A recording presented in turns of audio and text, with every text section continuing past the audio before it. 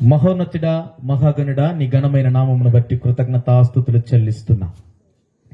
ఈ రాత్రికాల సమయంలో నాయన ప్రభువా, ఎన్జేజీ గాస్పెల్ సువార్త టీము నిర్వహిస్తున్న వంటి టీం సభ్యులున్న ప్రతి బిడలనైనా ప్రభువా, మీరు ఇక్కడ తీసుకుని వచ్చినందులకై నీ కృతజ్ఞతాస్తుతులు చెల్లిస్తున్నా. ఆయా ప్రాంతం నుంచి వచ్చిన ప్రతి బిడలనైనా ప్రభువా, మాతోనూ ఈ ప్రాంతముతోనూ వచ్చిన దాసులతోనూ వచ్చిన ప్రతి ఒక్క బిడలతోనూ మీరు మాట్లాడును గాక, సత్యము మాట్లాడును గాక. ప్రభువానికి స్తోత్రములు. అయ్యా, మీరు మాత్రమే మాతో మాట్లాడండి. మమ్మల్ని సరి చేయగలిగిన దేవుడువు నీవు గనుక, మా పక్ష నిలబడుతున్న దేవుడువు నీవు గనుక నాయన ప్రభువా, నేను మాట్లాడబోతున్న ప్రతి మాట నాదై ఏమి కాక నీవు నాలోనే నివాసము చేసి ఈ రాత్రికాల సమయంలో ధ్వని ఎంతవరకు వినబడుతుందో ఈ ధ్వని నాయన ప్రభా ప్రతి ఒక్క గుమ్మ మీద వినబడుతున్న ప్రతి మానవుడు హృదయము కదిలించబడును గాక. నీవు మాత్రమే నాయన ప్రతి జీవితాలు సరిచేయమని, వారి జీవితాలను వెలిగింప చేయమని యేసు నామములో అడుగుచున్నాము తండ్రి, ఆమేన్. హల్లెలూయా. ఎందుకు ఈ మాట అంటున్నానంటే, పోయిన సంవత్సరము నుండి ఈ సంవత్సరం వరకు మేము సువార్తను జరిపించాం. మేము జరిపించాను అనడానికంటే ఆయన మాతో నడుస్తూనే జరిపించుకున్నాడు ఆయన. హల్లెలూయా. ఎందుకంటున్నాను ఈ మాట? 120 సంవత్సరముల క్రితము నోవాహు సువార్తను ప్రకటించాడు. అయితే దేవుడు నోవాహుతో ఉన్నాడు. అయితే మునుపటి స్థితి ఎలా ఉందంటే, హనోకు 365 సంవత్సరములు దేవుని సువార్తను కూడా ప్రకటించాడు. మనం ఈరోజు సంఘంలో మన సంఘ సభ్యులకు మాత్రమే సువార్తను అందిస్తున్నాం. అవునా? మాత్రం కాదా? అవును. అయితే బూదిగంతముల వరకు మీరు వెళ్ళి సువార్తను మీరు ప్రకటించండి అన్నాడు. ఈ 21వ తేదీ ఎలా వచ్చిందో మాకు తెలియదు కానీ డిసెంబర్ మాసం 31వ తేదీ నైట్ నేను నా అరచేతిలో నా ఊపిరిని ఇలా పట్టుకుని ఉన్నాను. నేను బ్రతుకుతానా, నేను బ్రతకలేనా, చనిపోతానేమో ఒక భయం, ఆందోళన నాలో నివాసం చేస్తుంది.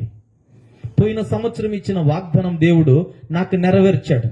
నీకు క్షేమమును ఆరోగ్యమును నీకు కలుగ చేస్తానన్నాడు. ఆయన కలిగించేశాడు, ఆరోగ్యం ఇచ్చేశాడు, క్షేమాన్ని ఇచ్చేశాడు. ఈ సంవత్సరం ఏమి వాగ్దానం ఇస్తాను అని అంటే, అనేక జనులకు నిన్ను నిలబెడతానన్నాడు ఆయన. హల్లెలూయా. ఈ వాగ్దానాన్ని పట్టుకొని 2026 వచ్చే మునుపుటికి నేను 31వ తేదీ నైటు ఇలా నేను పిడికిలు బిగించుకుని మరలా నా ఊపిరిని పట్టుకోవాలి. ఈ అరచేతులు ఎవరిని చెక్కున్నాడంట? ఆయన మనలను చెక్కున్నాడు. ఆయన మన అరచేతిలో కాదు, ఆయన అరచేతిలో. హల్లెలూయా. దేనిల నుండి మనం విడిపించబడాలని ఈ రాత్రికాల సమయంలో నేర్చుకుందాం. చూడండి, గలతీ పత్రిక 3:13 చదవండి. త్వరగా టూకీగా ముగిచ్చేస్తాను. గలతీ పత్రిక 3వ అధ్యాయము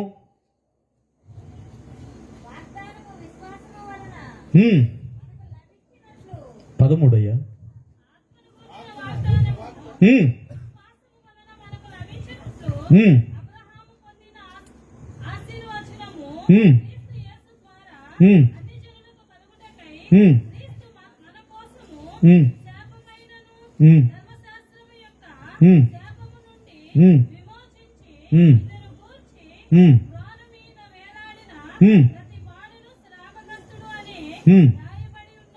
హల్లెలూయా.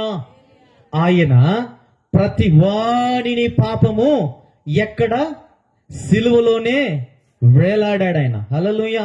ఈ రాత్రికాల సమయం మనం నిర్ణయించుకుందాం, తీర్మానించుకుందాం, దేవునికి అప్పగించుకుందాం. 2025 సంవత్సరంలోనూ మొదటి మాసము 21వ తేదీ నైటు ఇక్కడ సువార్త జరుగుతుంది.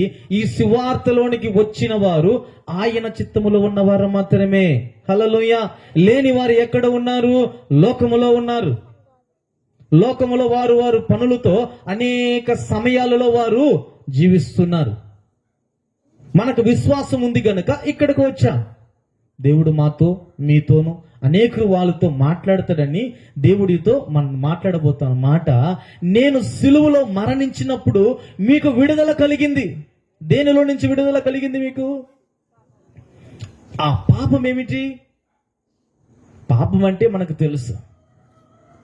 ప్రార్థన చేయకపోవడమే పాపం. వాక్యము చదవకపోవడమే పాపం. నువ్వు సంఘానికి వెళ్ళకపోవడమే పాపం. నీ తోటి సహోదరుని నీ సంఘంతో పాటు తీసుకురాకపోవడమే పాపం. దేవుని నమ్ముకున్నంత మాత్రమే నువ్వు పరలోక రాజ్యానికి నువ్వు వారసుడు కాలేవు. మన పితరులైన అబ్రాహాము ఎటువంటి వాడు? విశ్వాసానికి తండ్రి. విశ్వాసముతోనే దేవుణ్ణి చూచాడు. ఈరోజు మనం విశ్వాసంతో ముందుకు వెళుతున్నామా? దేవుడు అంటున్నాడు కదా, ఆవగింజంత విశ్వాసం నీలో నేను కనుగొందునా అన్నాడు ఆయన. గొప్ప కార్యం చేస్తేనే నేను మందిరానికి వస్తాను, నీకు దేవుడికి నిబంధన చేసుకుంటావు. ఆయనేమంటున్నాడు, సిలువలో నేను చనిపోయినా నేను మరలా మృతులో నుంచి నేను లేపబడ్డానన్నాడు.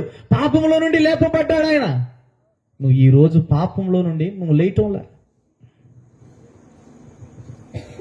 మిమ్మల్ని గురించి ఎందుకు చెప్పడం, నా గురించి నేను మీకు చెప్తున్నాను సాక్ష్యం. దేవుడు పదే పదే నన్ను గద్దిస్తున్నాడు. నేను ఒక పాపిని, నేను క్రూరత్వం కలిగిన వాడను. మీరు చూసినంత మాత్రం కాదు,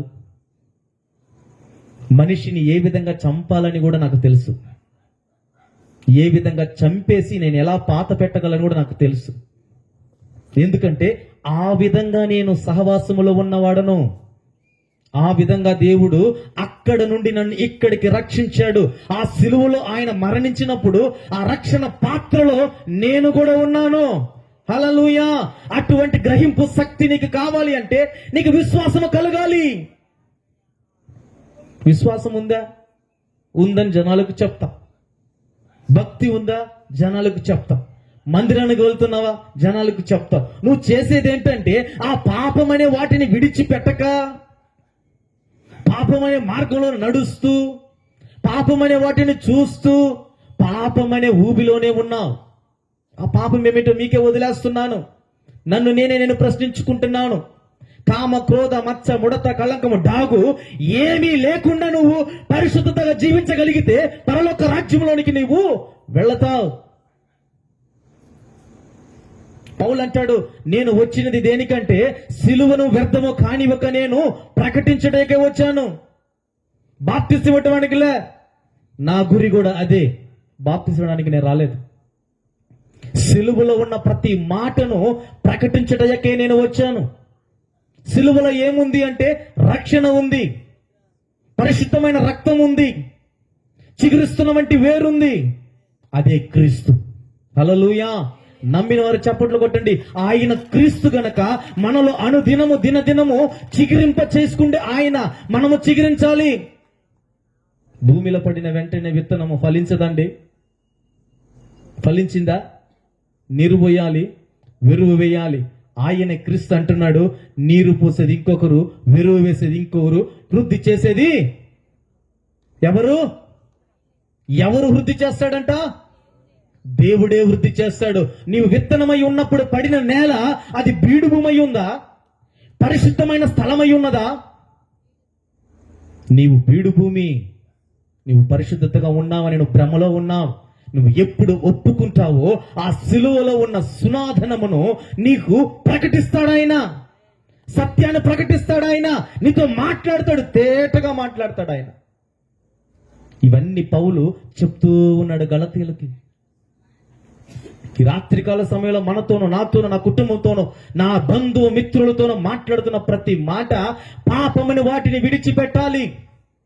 పాపముని విడిచిపెట్టకుండా నేను క్రైస్తవుడును అని మీరు సంకల్పం తట్టుకున్నారనుకోండి, నేనైనా మీరైనా ఎవరైనా ఎటువంటి వారైనా రక్షణలోనికి రాలేరు, రక్షణ పాత్రలోనికి రాలేరు. గెత్సేమనే తోటలో ప్రభు ప్రార్థన చేస్తున్నాడు. ఏ విధంగా ప్రార్థన చేస్తున్నాడు? ప్రభు అనిశ్చితమైతే ఈ ప్రార్థన తొలగించు అన్నాడు. ఏ పాత్రను? ఏ పాత్రను తొలగించమంటున్నాడు? పాపమనే పాత్రను. తండ్రి అయిన దేవుడు పాపాన్ని క్షమిస్తాడు గాని పాపముతో చెలగాటం ఆడలేడు. అయితే నీవు పాపముతో చెలగాట ఆడుతూ ఉన్నావు. పాపముతో నువ్వు మునిగి తేలుతూ ఉన్నావు. నీటి మీద బుడగ వంటి నీ జీవితాన్ని ఎప్పుడు నీవు పగల్తావో నీకే తెలీదు, నాకు తెలీదు. ఇక్కడ నుండి బెంగళూరు ప్రాంతానికి సంవత్సరం నాడు నేను సువార్తను ప్రకటించాను. నా ముఖము ఆయన చూసింది లేదు, ఆయన ముఖం నేను చూసింది లేదు. పాల్తందే చర్చి తెలుసు అందరికీ. పాల్తందే చర్చి మీకు తెలుసా? బెంగళూరులో ఆ చర్చి సంఘ సభ్యుడు 80,000 రూపాయలు జీతగాడు. ఇక్కడ నుండి అక్కడికి నేను సువార్త చెప్పినప్పుడు ఈనాడు ఆయన లేడు, మరణించేశాడు. 5 సంఘాలకి ఆయన సువార్తను అందించాడు. ఆయన ఒక్కొక్క సంఘములో 300 మంది 400 మంది ఉన్నారు. హల్లెలూయా. ఎందుకంటున్నాను ఈ మాట అంటే, నేను గొప్పవాడని కాదు, నా దేవుడు గొప్పవాడు. హల్లెలూయా. మన దేవుడు గొప్పవాడు. నమ్మిన వారు హల్లెలూయా చెప్పండి. మన దేవుడు గొప్పవాడు. ఆయన సిలువలో ఉన్నవంటి ఆ విశేషమైన రక్తమును, ఆ కృపను, ఆ పరిశుద్ధమైన రక్తాన్ని మన మీద ఉంచాడు గనక మన విశ్వాసముతో ముందుకు వెళ్ళాలి.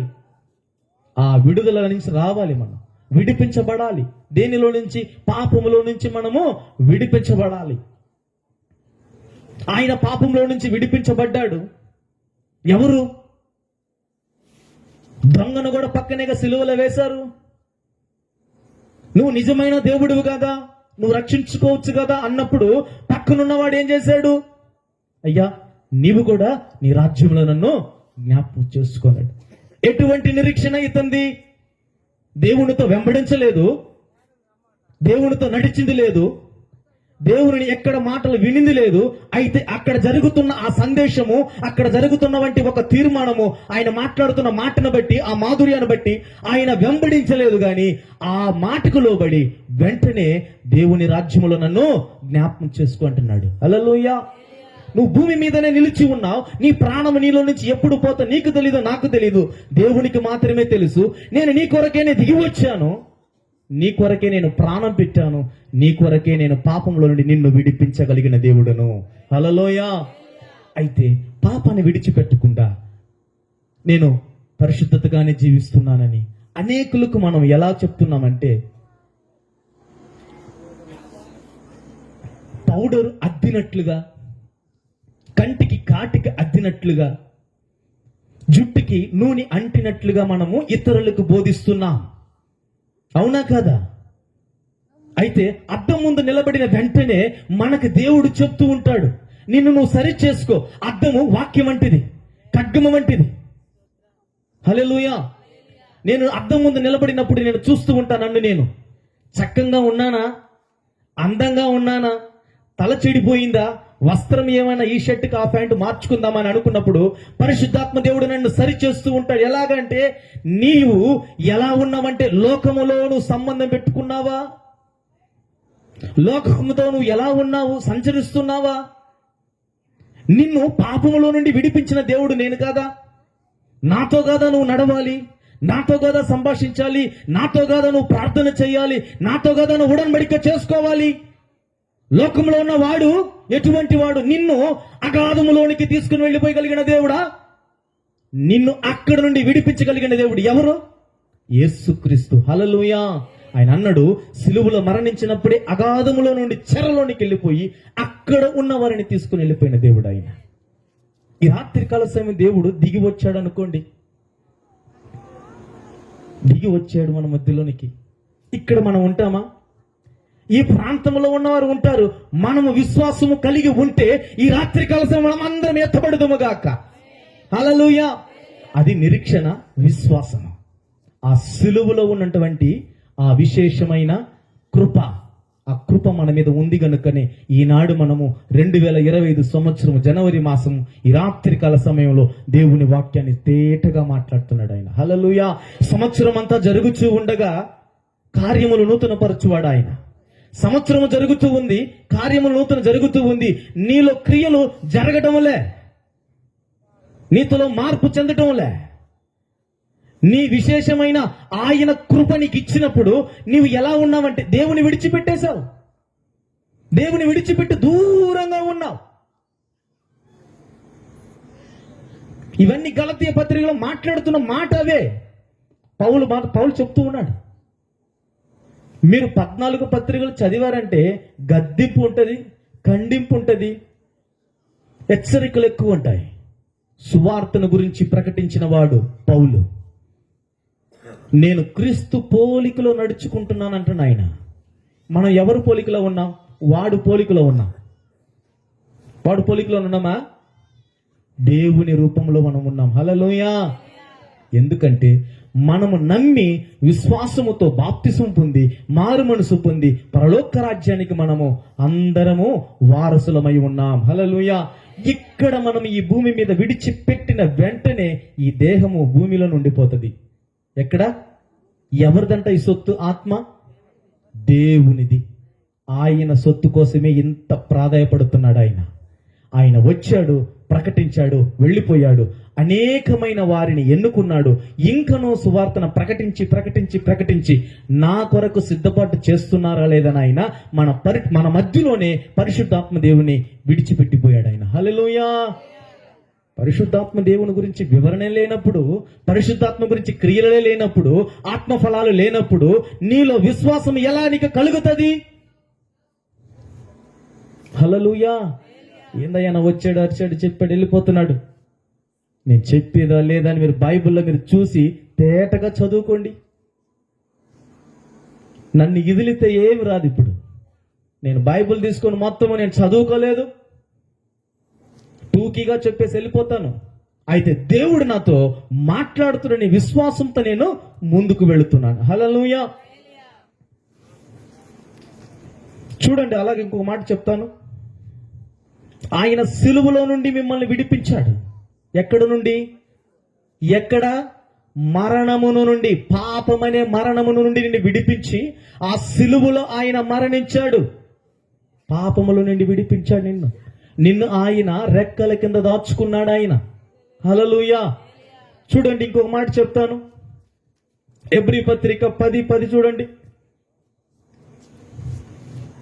ఆయన సిలువలో ఎంతగా మాట్లాడిన మాటలవి 7 మాటలే.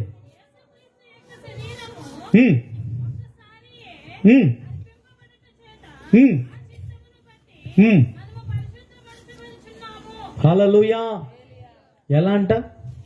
ఒక్కసారి మరణము, ఒక్కసారి ఏందంట? అర్పించుట చేత ఆ చిత్తమును బట్టి. ఎవరి చిత్తము? దేవుని చిత్తము. ఇది దేవుని చిత్తము లేకపోతే ఇక్కడ ఏర్పాటు చేయగలమా? ఇది ఎటువంటి విందు? పరిశుద్ధుల విందు. హల్లెలూయా. ఇక్కడ పరిశుద్ధులు అన్న విందు అన్నప్పుడు ఈ సమయంలో మనం పరిశుద్ధులుగానే ఉండాలి. ఈ స్థలంలోనికి వచ్చినప్పుడు నీ ఆలోచన, నీ తలంపు, నీ క్రియ, నీ నడవడిక, నీ చూపు దేవుని వైపే ఉండాలి గాని లోకము వైపు ఉండకపోకూడదు.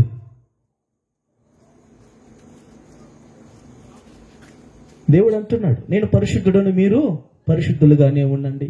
నేను నీతిమంతుడును, మీరు నీతిమంతులుగానే ఉండండి. నేను యథార్థవంతుడుని, మీకు యథార్థవంతులుగానే ఉండండి అంటున్నాడు ఆయన. ఎవరు ఉంటున్నారు ఈ రోజుల్లో? ఉంటున్నారా? ఉండటంలా, అనుకుంటున్నా. ఎందుకంటున్నా అంటే ఈ మాట నేను కూడా అనేకులకు చెప్పేవాడిని. బ్రదర్, నేను పరిశుద్ధుణ్ణి, నేను నీతిమంతుడిని, నా అంటూ శాంతపరుడు లేదు అని. నాకున్నంత కోపిష్టి ఇంకెవరికి లేదు. ఆనాడు భయంకరమైన కోపిష్టి నేను. నిజం చెప్తున్నాను, దేవుడు నాతో చెప్పిన మాట ఇవి. నేను భయంకరమైన వాడను. నన్ను విడిపించి దేవుడు అక్కడ నుండి తీసుకొని వచ్చి ఇక్కడికి నిలబెట్టిన దేవుడు ఆయన. హల్లెలూయా. నేను అనేక సంఘాలకు వెళ్ళి నేను ఉపదేశం బోధిస్తున్నప్పుడు, అనేకమైన వారితో కలిసి కూర్చున్నప్పుడు నాకు ఏ సంతోషములే, ఏ ఆనందములే. అయితే ఈనాడు ఉన్న సంతోషము ఆయనతో నేను కలిసి ఉండబోతున్నాను. హల్లెలూయా. నేను సువార్తను ప్రకటించుకుంటున్నాను. సువార్తను ప్రకటించుకున్నంత మాత్రమే కాక నా సాక్ష్య జీవితమును అనేకులకు నేను పంచిపెడుతూ ఉన్నాను. ఆయన పరిశుద్ధుడు గనక నేను పరిశుద్ధుడిగానే జీవించాలి. ఆయన నీతిమంతుడు గనక నేను నీతిమంతుడుగానే జీవించాలి. ఆయన యథార్థవంతుడు గనక నేను యథార్థవంతుగానే జీవించాలి. దేవుడు అంటాడుగా, యోబుని ఇటువంటి నీతిమంతుడు ఇంకా నేను చూడబోను అన్నాడు. అన్నాడా లేదా? ఇల్లంతటిలో నమ్మకస్తుడంట ఎవరు? నీ ఇంట్లో నువ్వే దొంగవి. వాస్తవా కాదా? వాస్తవే. మిమ్మల్ని ఉద్దేశించి చెప్పటంలా, మనల్ని సరి చేసుకుంటావాలి. మనల్ని ఎప్పుడు మనం సరి చేసుకుంటూ వెళుతూ ఉంటామో దేవుడు మనతో పాటు నడుచుకుంటే వస్తాడు ఆయన. ఇల్లంతటిలోన ఆయన ఎలా ఉన్నాడంట? నమ్మకస్తుడిగా ఉన్నాడంట. ఆ ఇల్లు ఏంది? పరిశుద్ధమైన స్థలము. ఆ స్థలం ఎక్కడుంది? పరలోక రాజ్యములో. హల్లెలూయా. ఆ పరలోక రాజ్యంలోనికి ఎవరు వెళతారు? నమ్మకస్తుడు వెళ్తాడు, నీతిమంతుడు వెళ్తాడు, యథార్థవంతుడు వెళ్తాడు, పరిశుద్ధుడు వెళ్తాడు. హల్లెలూయా. కొట్టు గట్టిగా చప్పట్లో. ఆయన ఆ స్థలములోనికి నువ్వు వెళ్ళాలి అంటే ఇవన్నీ నువ్వు నెరవేర్చాలి, చెయ్యాలి. ఇవి ఏవి చేయకుండా గట్టిగా వచ్చేసి గట్టిగా పాడేసి గట్టిగా ప్రార్థన చేస్తే కుదిరే పనే కాదు. ఇక్కడ బైబిల్ అంటుందండి, నేను ఉదయం చదివాను, కోత విస్తారంగా ఉందంట, పని చేయవారు లేరు. వాస్తవమే. అయితే కోత విస్తారంగా ఉంది, పనివారు లేరు. పనివారు వెనుకంజి వేసిన వెంటనే వానికి పరలోక రాజ్యములో స్థలమే లేదు. ఎందుకని? మునుపు ప్రకటించాడుగా, మునుపు చేశాడుగా, దేవుని పనే చేశాడుగా. వెనుకంజి వేసినంత మాత్రము పరలోక రాజ్యంలో స్థలం లేదంటున్నాడే. రికమెండేషన్ ఏమైనా ఉందా? సీమ చేత రికమెండేషన్ చేపిస్తారా? నాకు చేపిస్తారా? అది ఎటువంటి స్థలము? పరిశుద్ధుల స్థలము. హల్లెలూయా. ఈ భూమి పాపముతో నిండిపోయి ఉన్నది. ఆనాడు ఆదాము అవ్వ చేసిన వంటి పాపము ఈనాడు వరకు దేవుడు ఇంకా రాబోయే తరము వరకు ఆయన రక్తము బొట్టు కార్చి, పరిశుద్ధమైన రక్తముని ఈ భూమి మీద కార్చి పాపములను విడిచిపించాడు దేవుడు. ఆయన హల్లెలూయా. పాపులను విడిపించాడు ఆయన, రక్షణ మార్గములో నడిపించాడు ఆయన. ఎందుకంటే మనము కట్టబడుతున్నాం. ఎక్కడ కట్టబడుతున్నాం? ఆత్మీయతలో మనం కట్టబడాలి, ప్రార్థనా జీవితంలో కట్టబడాలి, మెలకు కలిగి ఉండాలి.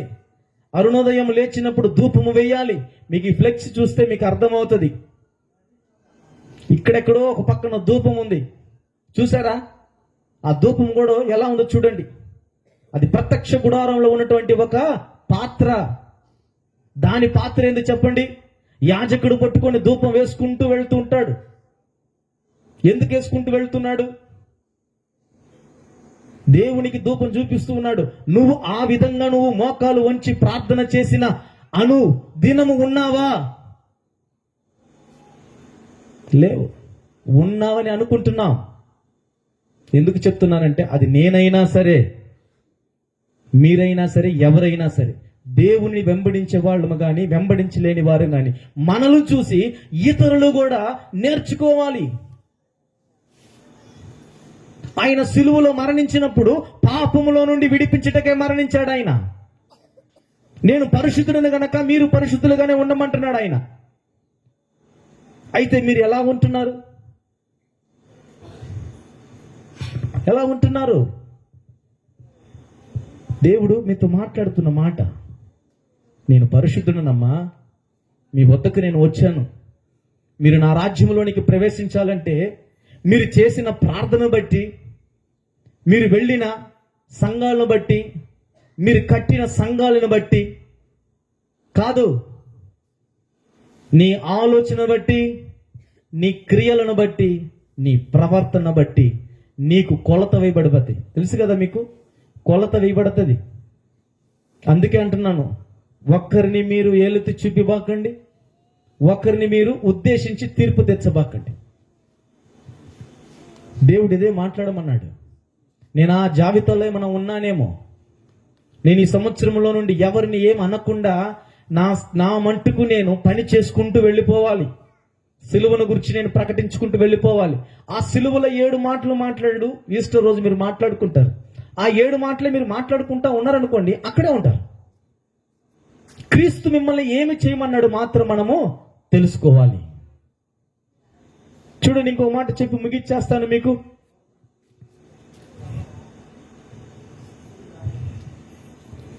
మొదటి తిమోతి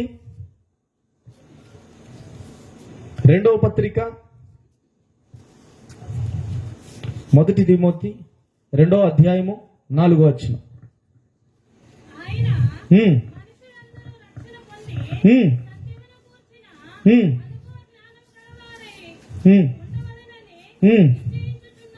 హల్లెలూయా. ఏ అనుభవం రావాలంట మనకి? రక్షణను గూర్చి మీకు అనుభవం రావాలి. ఇతరులకు నువ్వు సువార్తను ప్రకటిస్తున్నప్పుడు, దేవుని గురించి నువ్వు చెప్తున్నప్పుడు, దేవునితో నువ్వు నడుస్తున్నప్పుడు ఇతరులకు ఎలా చెప్పాలి? రక్షణ మార్గంలో నేను ఉన్నాను, దేవునితో నేను ఉడన్బడిక చేసుకున్నాను, ఆయన రక్తముతో నేను కడగబడి ఉన్నాను. హల్లెలూయా. ఈ విషయాలు చెప్పుకుంటూ వారికి ఎలా ఉండాలంట? అనుభవ జ్ఞానము కలిగి చెప్పాలి. అనుభవం ఉండాలి.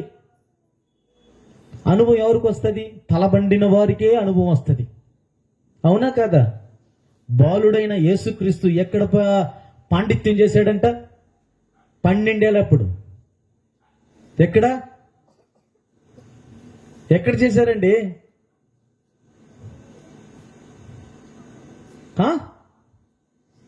12 ఏళ్ళప్పుడు ప్రసంగం చేశాడు ఆయన. ఆయన జ్ఞానము అనుభవ జ్ఞానము గనుకనే, అనుభవం ఉంది గనుకనే ఈ భూమి మీద మానవుడును రక్షించడానికి ఎవడు రాడు గనుకనే ఆయన రాకపోతే నీకు రక్షణ లేదు. ఆయన మరణించకపోతే నీకు పాపంలో నుంచి విమోచించడానికి ఎవడు రాడు. పౌలు అంటున్నాడు, తిమోతికి తేటగా కూర్చొని పెట్టి భుజం తట్టి చెప్తున్నాడు, అనుభవ జ్ఞానము కలిగిన నీవు ప్రకటించాలి. ఈ అనుభవ జ్ఞానమును సంపాదించుకోవాలంటే నీలోను నాలోను ఏమి కావాలి? పరిశుద్ధాత్మ ఫలములు కావాలి. హల్లెలూయా. పరిశుద్ధాత్మ దేహము కావాలి. ఆత్మదేహము తెలుసా మీకు? పరిశుద్ధాత్మ వచ్చిన వెంటనే మీరు ఎలా ఉంటారు? గంతులు వేస్తారా? ఎగరతారా? ఇతరుల్ని సమాధానముగా హత్తుకొని మీరు ప్రేమగా మాట్లాడతారు. హల్లెలూయా. క్రీస్తు కూడా అదే చేశాడు. ఆయన అందుకే ఆయన అన్నాడు, నేను సమాధానమును మీ వద్దకు నేను తీసుకొని వచ్చాను అన్నాడు ఆయన. హల్లెలూయా. ఆయనేంది సిలువలో మరణించడం ఏంది?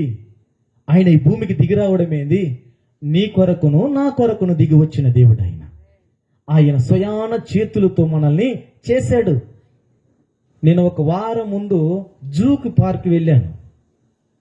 2-3 గజాలే ఉంటది నాకు, టైగర్కి ఇంతే ఉంటది. లయన్ సృష్టిలో ఉందిగా, నోటితోనే కలుగునుగాక అన్న మాటలకి కలిగింది కదా. ఇవే ఎడల్పు ఎత్తు ఎంత అందంగా ఉన్నప్పుడు ఆయన పోలికలో నన్ను సృష్టించాడు కదా.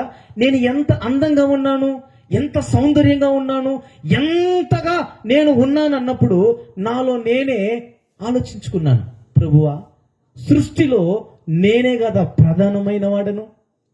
నన్ను నీవు సృష్టించావు కదా. నీ పోలికలో నన్ను సృష్టించినప్పుడు నేనెందుకు లోకంలో ఉన్న వాటిని ఎంచుకోవాలి? లోకంలో ఉన్న వాటిని ఎందుకు నేను వెంబడించాలి?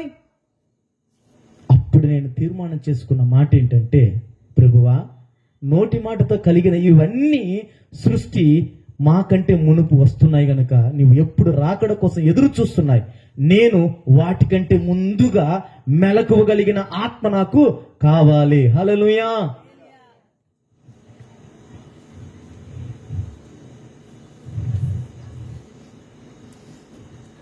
ఎందుకు చెప్తున్నానంటే ఈ మాట, దేవుడు మనతో రాత్రికాల సమయంలో మాట్లాడుతున్న ప్రతి మాట ఆయన సిలువలో దేనిని వ్యర్థము కానివ్వలేదండి పిల్లరా.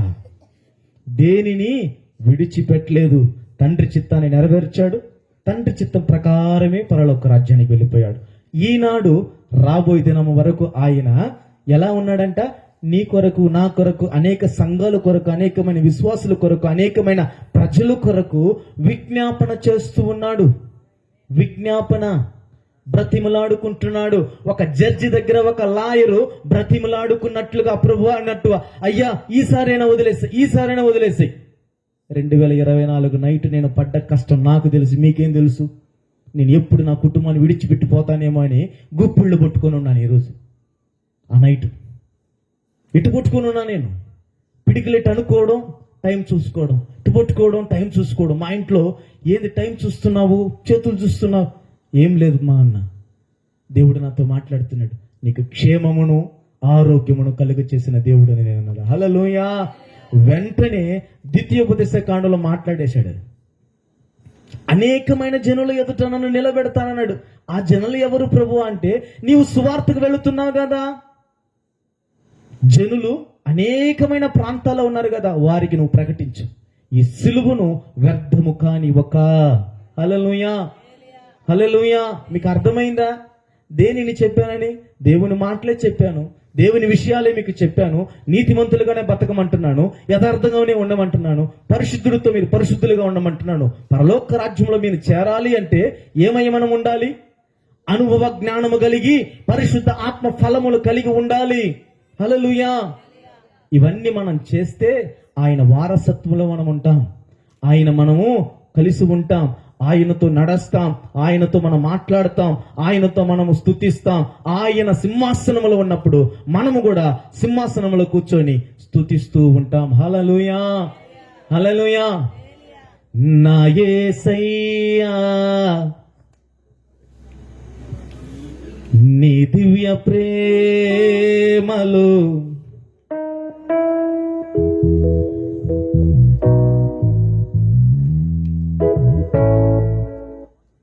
నా యేసయ్యా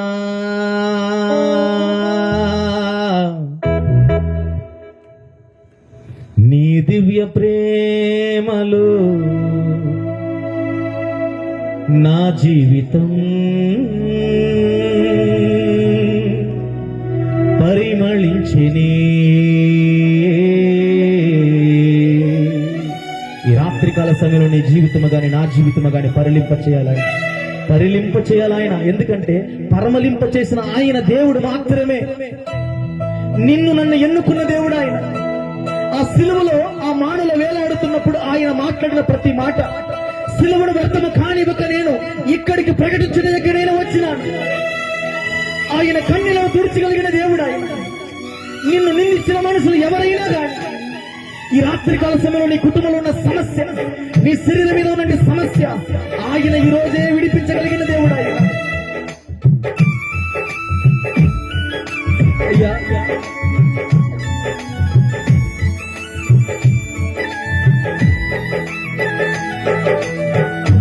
ఒంటరిగూనై విలపించు సమయాన ఓదార్చువారే కానరారైరి.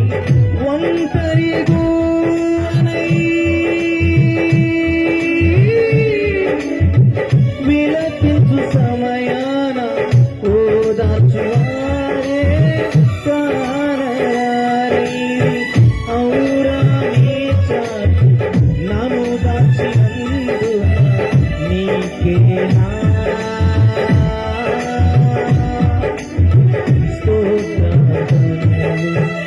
నా యేసయ్యా నీ దివ్య ప్రేమలో నా జీవితం పరిమళించినే. నా జీవితం పరిమళించినే.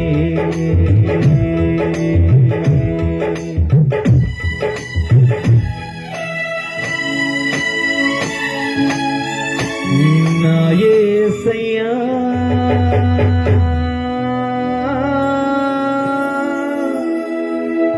మన జీవితంలో ఆయన పరిమితులను చేసింది. ఎందుకంటే ఈ రాత్రికాల సమయంలో సిలువలో ఆయన మాట్లాడిన ప్రతి మాట నీ కొరకు, నా కొరకు, ఇంకా రాబోయే ప్రతి తరముల కొరకు ఆయన మాట్లాడుతున్న మాట, మీరు పరిశుద్ధులుగానే బ్రతకండి, మీరు నీతిమంతులుగానే బ్రతకండి. ఎందుకంటే నీతిమంతులకు, పరిశుద్ధులకు, యథార్థవంతుల వరకు వారికి నాతో పాటు వస్తుందంటున్నాడు ఆయన. మీకు అర్థం కావడం లేకపోతే ఆయనతో మీరు మాట్లాడండి. మనుషులతో మాట్లాడితే అది వ్యర్థమండి. సంఘముతో మీరు కలిసి ప్రార్థన చేయండి. అనేకుల కొరకు మీరు ప్రార్థన చేసి ఈ రాత్రికాల సమయంలో అంటున్నాడు, జయించిన వారికే నేను సింహాసనం ఇస్తుంటున్నాడు ఆయన.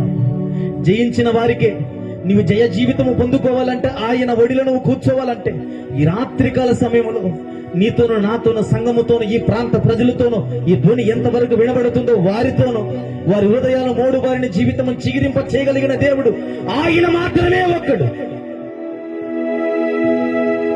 జయించిన